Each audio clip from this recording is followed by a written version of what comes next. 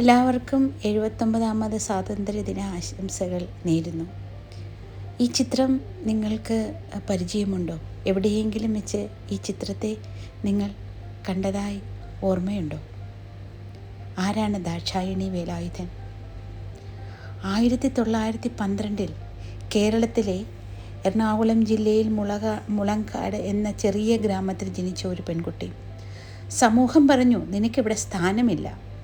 But Dakshayani Velayudhan never believed that.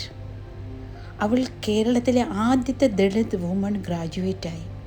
Then the only Dalit woman in the constitution assembly of India. നമ്മുടെ ഭരണഘടന എഴുതിയ മഹത്തായ സംഘത്തിൽ 299 അംഗങ്ങളുള്ള കോൺസ്റ്റിറ്റ്യൂഷൻ അസംബ്ലിയിൽ 15 വനിതകൾ മാത്രമാണ് ഉണ്ടായിരുന്നത്. അതിലെ ഏക ദളിത് വനിത.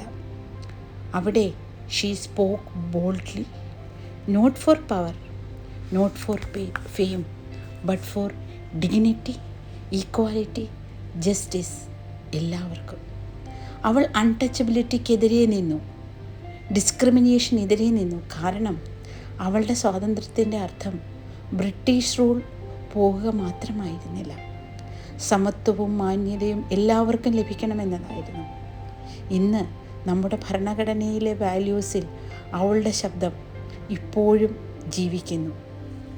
This independence day let us remember Dakshayani Velayudhan, A name we must never forget.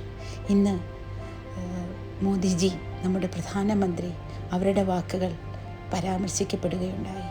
ഇവർ ഇങ്ങനെയുള്ള ഈ മഹത്തായ വ്യക്തികൾ അവരുടെ കഷ്ടപ്പാടിൻ്റെയും അർപ്പണബോധത്തിൻ്റെയും കൂടെ ഫലമാണ് നാം ഇന്ന് അനുഭവിക്കുന്ന സ്വാതന്ത്ര്യമെന്ന് ഓരോ ഇന്ത്യക്കാരനും ഓർക്കേണ്ടത് അത്യാവശ്യമാണ്.